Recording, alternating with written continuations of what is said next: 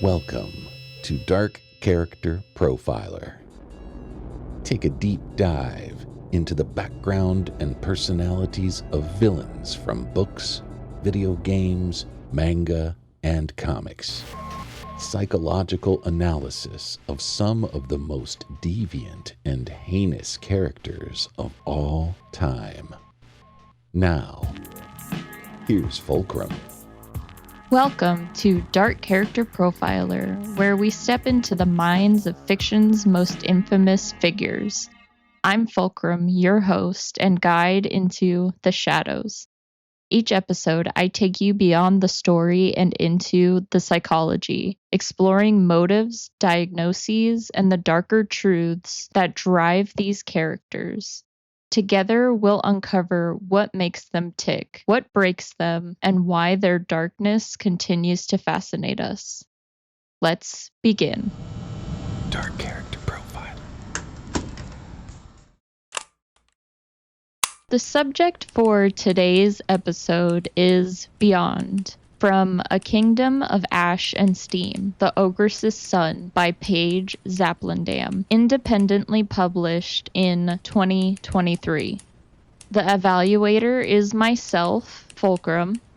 The date of compilation is September 2nd, and the assessment type is a clinical forensic composite. The referral reason, Beyond was brought to me for a psychological examination to attempt to understand what exactly drives a man who wants to cleanse society, rebuild it with selective technology, and implement a caste system based on intelligence. He tortures, manipulates, and controls, but shows vulnerability, most importantly, to his son and memories of his wife. I want to know, is this simply evil ambition, or is there something more going on beneath? Background information. Beyond, also known as the Bastard from Beyond, is the head of the Imperial Secret Service during King Patel's tumultuous reign. His origins are unknown, except that he was from an unknown region beyond Sladisvow, which gave him his title and name. He now lives in a castle and commands not only the Imperial Secret Service, but even his own paramilitary organizations, including the Beyondmen and the Metal Militia. He is feared by criminal and noble factions and is reputed to be more intelligent and deadly than Patel himself. Although he reports directly to the ruler, Beyond is in outright disdain of Patel's regime, viewing it as a temporary insanity that he will one day correct by overthrowing it. Trauma history. Beyond's background of trauma appears both personal and ecological. First, he had a limb amputation. He lost one of his arms in an unspecified incident. It is currently replaced by a mechanical prosthetic, which he hates. Phantom pain affects him, reflecting lingering trauma and somatic memory. Beyond's wife died from an unknown cause. Her death appears to affect his psyche profoundly. He later forces a hostage to wear his dead wife's clothes, indicating unresolved mourning and identity displacement. Living in a post-apocalyptic world 2 centuries into our future, Beyond has been shaped by a collapsed and rebuilt civilization through violence, oppression, and domination. Mental status examination. Appearance. Maintains a commanding, refined presence, though enhanced by fear and mechanical augmentation. Affect and mood. Cold, restrained, and at times volatile. Prone to outbursts of rage. For example, crushing a glass with his mechanical hand when frustrated. Speech. Controlled and persuasive. Capable of manipulation, diplomacy, and veiled threats. Thought content. often paranoid, suspicious, and focused on betrayal, weakness, and strategic advantage. Insight and judgment. High tactical intelligence, but moral reasoning is utilitarian and elitist. Personality and behavioral profile, utilizing the big 5 personality traits. Openness, moderate, innovative in ideology but rigid in execution. Conscientiousness, high, disciplined, orderly, and efficient. Extroversion, low, withdrawn, authoritative, but not socially expressive. Agreeable, low, cold, skeptical, and domineering. Neuroticism, moderate to high, internalized anger, suspicion, and emotional regression. Interpersonal relationships. Patel. Beyond sees the Emperor as unstable, but acts as a faithful servant while conspiring against him. Lords and servants. Despises the nobility and believes the servant class is not worth pitying. His son, Hansen. He is disappointed in Hansen for deviating from his way, but uses him to prove tactical superiority. For example, a shooting drill before a hostage. Even with emotional distance, he trusts Hansen with confidences, indicating selective paternal trust. And finally, his late wife. Her death clearly haunts him, resulting in dissociative behaviors. For example, transferring her memory onto prisoners. Moral beliefs and ideology. Beyond intends to reconstruct society in Sladisvow on hierarchical terms, privileging the intellectual and the elite. His vision is unmistakably technocratic and caste-based. He believes some cruelty is legitimate if it leads to a quote-unquote greater order. Intelligence and talent decide an individual's value and role in society, and selective resurrections of technology should be limited to the worthy. His use of quotes like, "I believe that mutual enemies can make for allies," shows that he regards trust as being transactional and strategic as opposed to ethical or emotional. Comparison to historical figures. I found that Beyond could be compared to many historical figures. These are just a few. The first one being Niccolò Machiavelli. They are both practical, strategic leaders who hold power and order above emotional ethics. Second was Joseph Stalin. They are both cold, utilitarian rulers and imposers of elite hierarchies and severe system control. And the third one is Otto von Bismarck. They were both master manipulators of political structures, balancing dominance and diplomacy in the pursuit of nation building. I found that the traits of these historical figures are also representative of Beyond.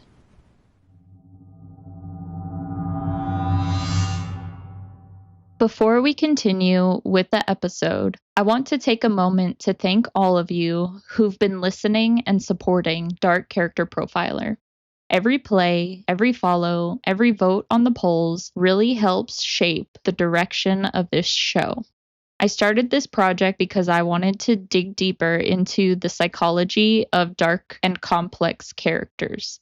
But it's the conversations with you, the listeners, that keep it alive.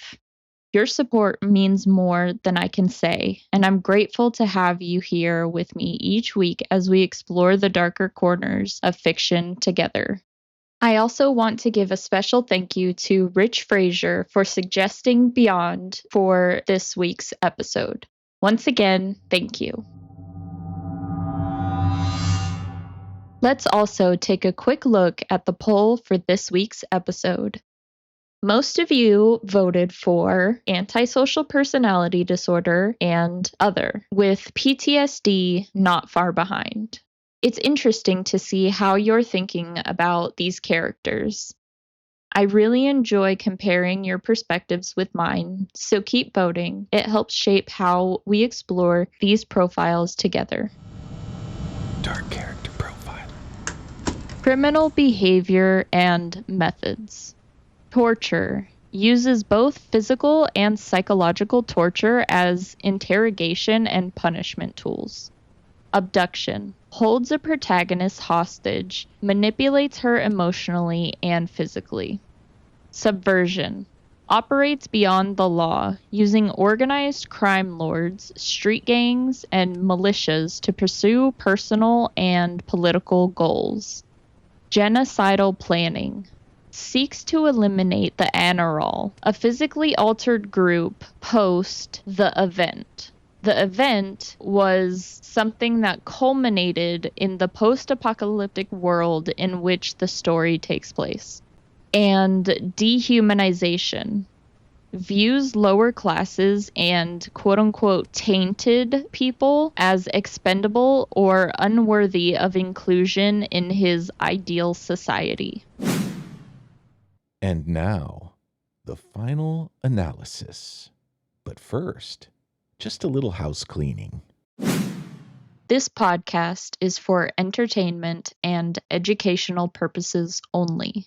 While we use the DSM-5 as a framework to provide psychological analyses of fictional characters, the discussions are not intended to diagnose, treat, or provide professional mental health advice. The interpretations shared are based on hypothetical scenarios and creative exploration and should not be applied to actual individuals or situations. For mental health concerns or diagnoses, please consult a licensed professional. Listener discretion is advised. Dark character profile. Diagnostic impressions. The diagnostic breakdown includes criteria met and relevant behavior. We'll start out with post-traumatic stress disorder. The criteria met includes exposure to trauma, for example, violent post-collapse society, the loss of his limb, and the death of his wife. Intrusive symptoms. Beyond experiences phantom limb pain and emotional flooding during flashbacks. Avoidance. He refuses to discuss his wife and arm in depth. Negative thoughts and moods. He experiences detachment, anger, and feelings of estrangement. And last is arousal. He is hypervigilant, aggressive, and extremely irritable. Based on the diagnostic criteria, I concluded that a diagnosis of PTSD was warranted. Obsessive-compulsive personality traits. Perfectionism in strategy, order, and ideology. Inflexibility in moral logic. Only the intelligent deserve advancement. And excessive devotion to systems and rules he creates. Based on the diagnostic criteria for full obsessive-compulsive personality disorder, I concluded that certain characteristics existed, but that the full disorder was not completely indicated. Paranoid personality traits. Suspicious of servants, subordinates, and potential traitors. Often believes others are conspiring against him. Distrusts expressions of sympathy or perceived weakness. I concluded that these characteristics significantly influenced Beyond's behavior and way of thinking. And finally, antisocial personality disorder. Use of torture and manipulation, repeated violation of moral and legal boundaries, and lack of remorse for harm if it serves his vision. I concluded that Beyond does meet the criteria for antisocial personality disorder, although moderated by strategic self-awareness. My final impressions of Beyond are thus. Beyond is a morally ambiguous authoritarian conditioned by trauma, loss, and a post-collapse world that values domination over compassion as a means of rule. While outwardly put together and calculating, he contains internalized rage, emotional splitting, and a constant hunger to control in the name of progression. His defeat and retreat into hiding represents not an end, but a potential comeback as a re-emerging power, rebuilt through failure and vengeance.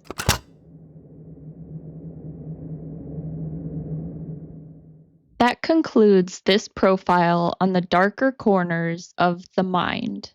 Whether born from trauma, obsession, or the lust for power, these characters remind us just how thin the line is between order and chaos. If you found this analysis compelling, make sure to follow Dark Character Profiler on your favorite podcast platform, leave a review, and share this episode with others who dare to peek into the shadows. Until next time, stay curious, stay critical, and remember, the darkness is always closer than it seems. Thank you for listening to Dark Character Profiler with Fulcrum. Listen every other Tuesday on Spotify, Apple Podcasts, and Amazon Podcasts.